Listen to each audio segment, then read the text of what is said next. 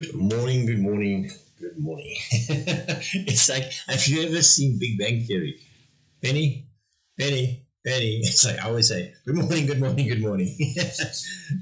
Anyway, good morning. So I had a bit of technical issues. So if you were watching, you would have seen some other videos pop up and disappear again.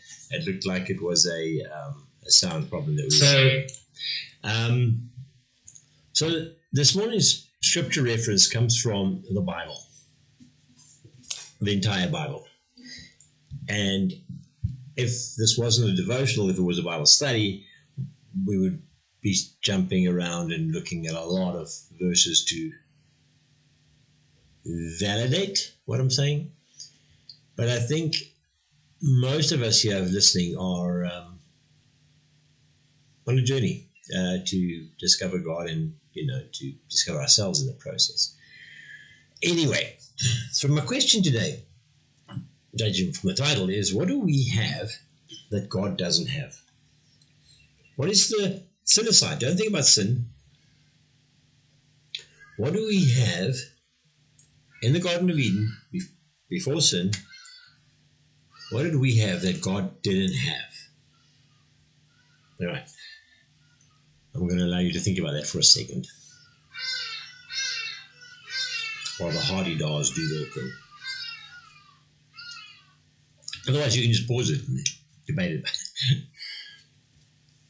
The thing we have, okay, let's put it this way. Look at God. An omniscient, omnipotent, omnipresent being.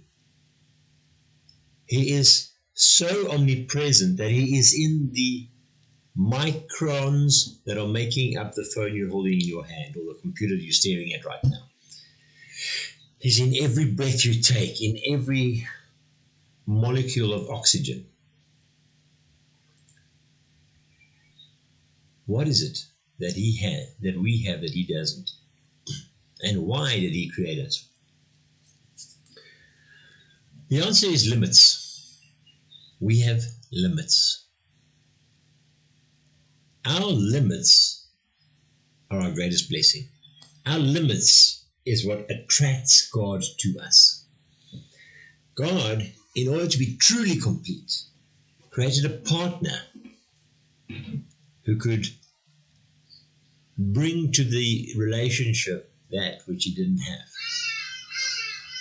Excitement, curiosity, limits. Our limits create our story. Not knowing the end helps us to create, helps us to live a story of excitement. Running around looking at new things and going, wow, did you make that? Did you do this? How did you do this?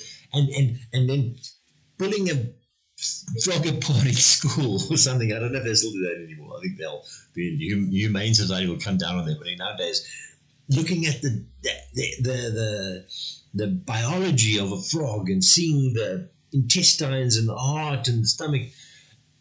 I'm not trying to get gross here. It's looking at a flower and seeing the stamen and the petals, and it's just our limits will create the excitement and the beauty in who we are, and that attracts God to us. He created the very thing he needed to be truly complete. Think about that for a second. And then we go and run away from him.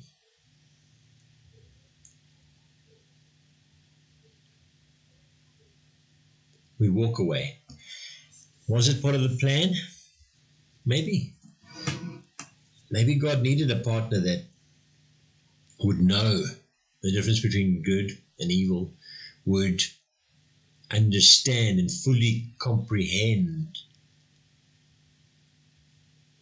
the base, debauched outcome of choosing that path.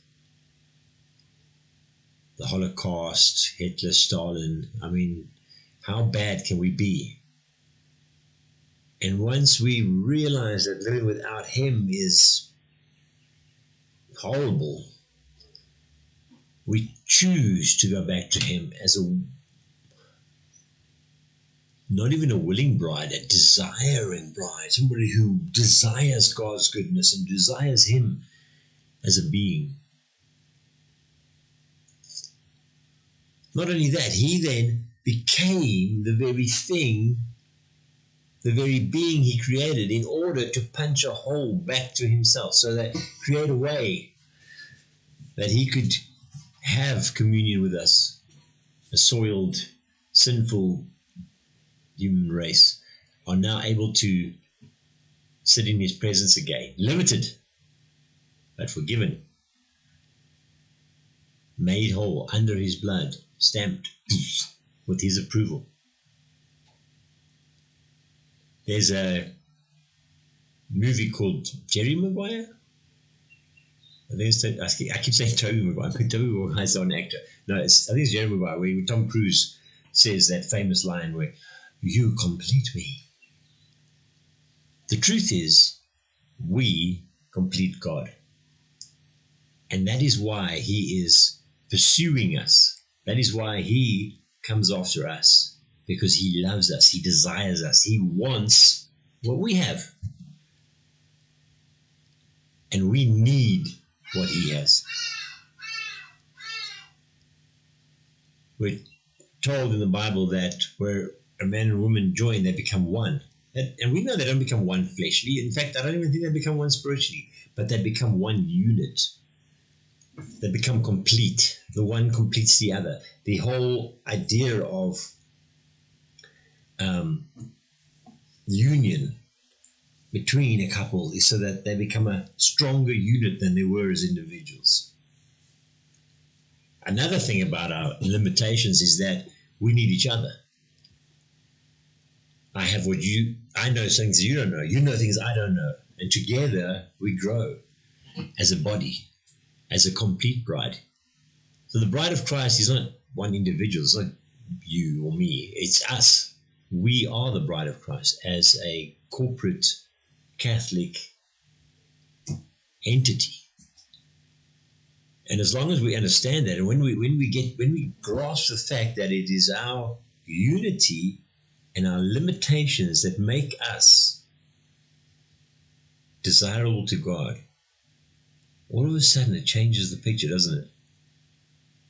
We get to a point where we realize you are part of God.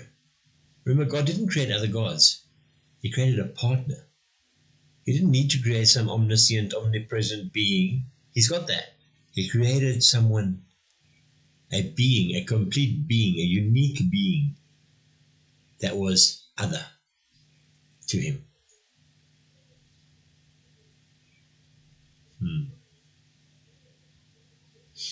You and I are desired by God. You and I complete God. There's a parable about a bunch of virgins hanging around waiting for the bridegroom to return. Make sure you're that bridegroom that's desiring God. I mean, not bridegroom, the bride. Make sure you're part of those virgins, those brides that are desiring, seeking, watching, keeping their oil that are ready and waiting. This is mind-blowing, to be honest. You complete God. Boom, mind-blowing stuff. Do me a favor. Put your comments of this in the comment section below. Put your thoughts down. Help us to grow together in this theology. Obviously, this is still a new thing for me. I'm still wrestling with it because I find it to be huge. I find it to be absolutely mind-boggling. So, if you have thoughts about it, let me know. And have a wonderful day. We'll talk again tomorrow. Cheers.